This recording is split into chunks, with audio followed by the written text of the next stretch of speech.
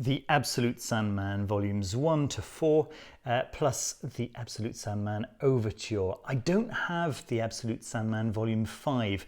That's basically additional materials. The Dream Hunters, which is a beautiful book. It's an illustrated book. It's not really a graphic novel, but I'd love to have it. It's just that budget allowing, these are the 5 that I've gone with. This is the whole complete story. 1, 2, 3, 4 being the original ones, and Sandman Overture being, I don't want to spoil too much, but this one was created quite a long time after the final issue of the last Sandman, but it kind of completes the whole saga in a very satisfying way, like very satisfying way, and I think that it in fact enhances everything that has come before it. So with that artwork by J.H. Williams III, I think that it's completely indispensable if you like the Sandman story.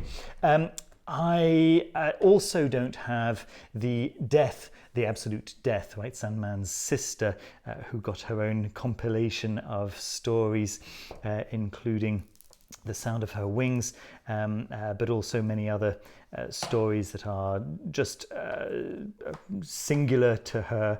It's a really nice collection of stories. I have it, as you can see, in the deluxe edition, but not in the absolute edition. I had the Sandman in volumes 1, 2, and 3 in the deluxe volume, but then I just stopped collecting them. I gave them away because the quality wasn't quite at the standard that I was hoping for. The paper was very thin, and there was this you can see my review of the review that I actually made of the deluxe Sandman, which I'll link down below. But for now, let me just show you these absolute editions, which is what you've clicked on this thumbnail to actually see. The first thing to notice is that all of these slip cases are full color, and they're different on both sides. And when you actually see the book itself, it's you can see that you've got half of the slipcover on one side of the picture here and half on the other. Sometimes on listings for these, you'll see just the cover of the book itself, but yeah, you can get an idea of what that actually looks like. Right, what to point out first of all, maybe the fact, and this was kind of interesting for me, that all the logos over here don't match. Vertigo was done away with, really, and you can see that at the bottom here you've got some of them have got the DC logo, some have got the Vertigo logo. So this one over here has got DC and Vertigo, as you know, as long as it wasn't like, you know, 3 of one and then 1 of another and then 1 of another, I'm okay with the fact that they're kind of all different, right? Or at least all different enough. And then you've got these great little symbols going on the spines over here, which look just fantastic. Now, is this leather? Is it faux leather? The truth is, I'm not 100% sure. If it's faux leather, then they've certainly done a very good job of imitating leather. It feels great. There's this embossed keyhole design on the first volume, and then on each subsequent, I'll just open the second one for you over here so you can see, just for comparison. So that's what the second one is embossed with, right? Yeah, and this is what you get on the spine.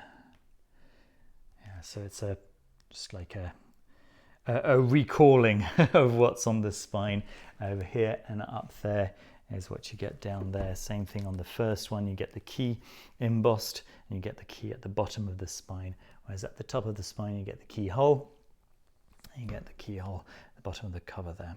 Right, let me talk a little bit about the quality of the binding.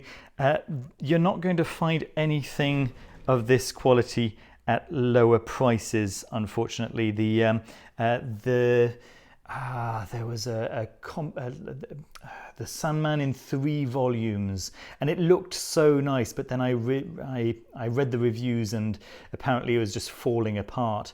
What was that collection? It was Omnibus, yeah, and the pages were just falling out, which is the first volume was fine, and then volumes 2 and 3, yeah, the pages were just immediately falling out. I think they had a very significant drop in quality. So for those of you who don't know, the Sandman is Neil Gaiman's magnum opus.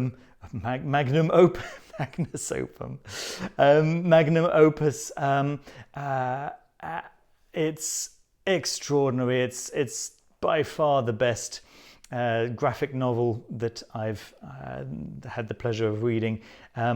And it follows the story of Morpheus, the king of dreams, the god of dreams, Onirus, well, known by many names. And it's generally agreed that the very first, let's say the first trade paperback, right, the first few issues, he was really just finding his voice, right? Neil Gaiman was realized that he had something important on his hands, but he wasn't quite sure what it was yet. And so many people are recommended to start with the second trade paperback, which is the Doll's House. Yeah, we get the very first appearance of Lucifer in this series, and many other well-beloved characters like John Constantine and so on. If you haven't seen the Netflix series, which is airing at the moment, I do recommend checking that out.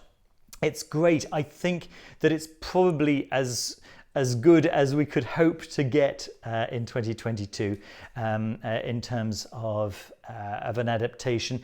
I was a little bit disappointed in some of the visuals.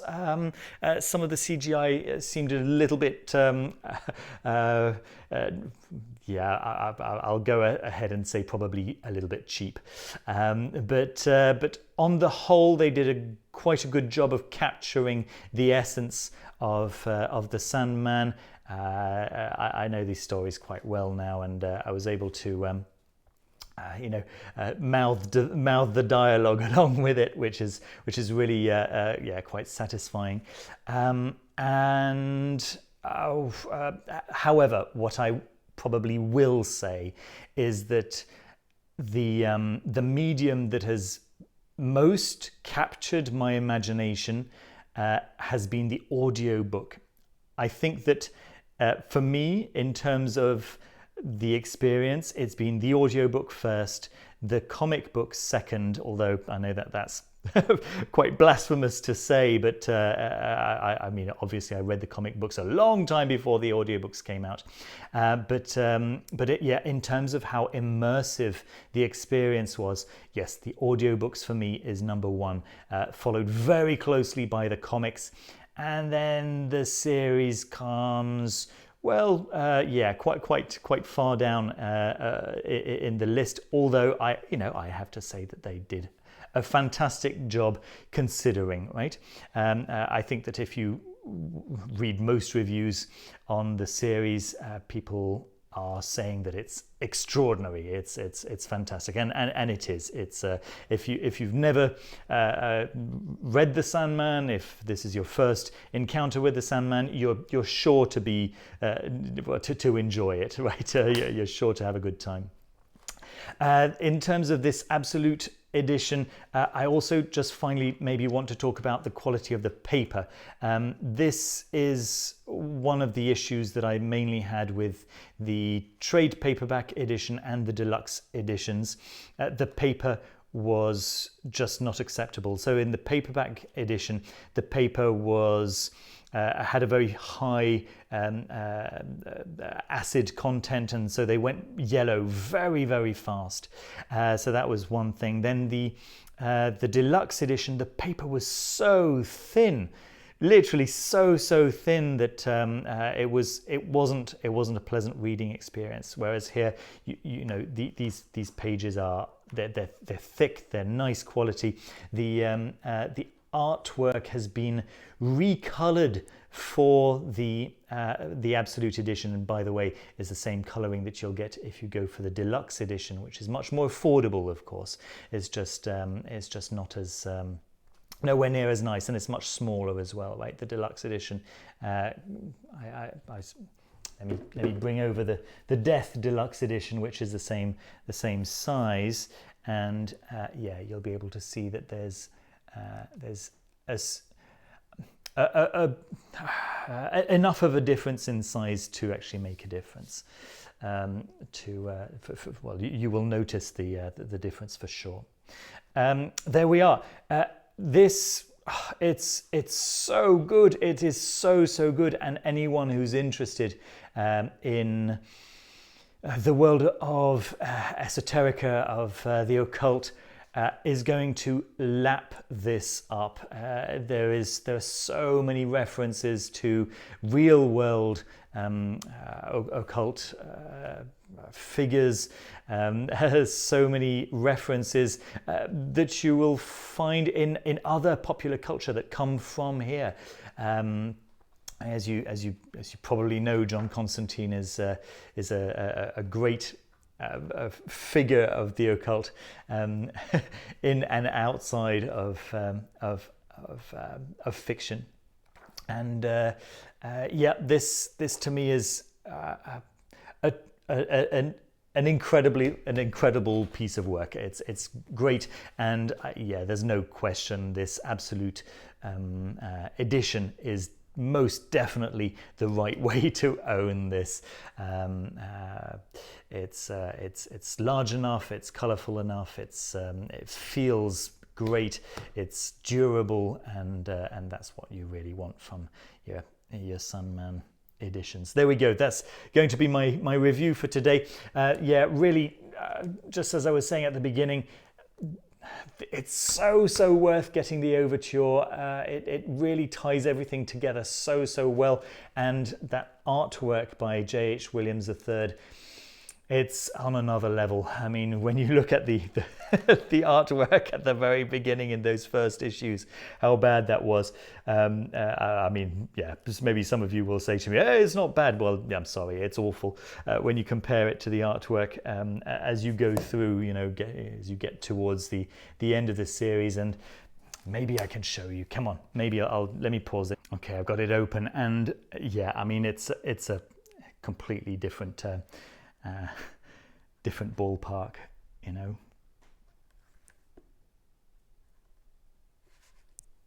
Yeah, J.H. Williams III did the artwork for Promethea, which is, as you know, one of my favorites.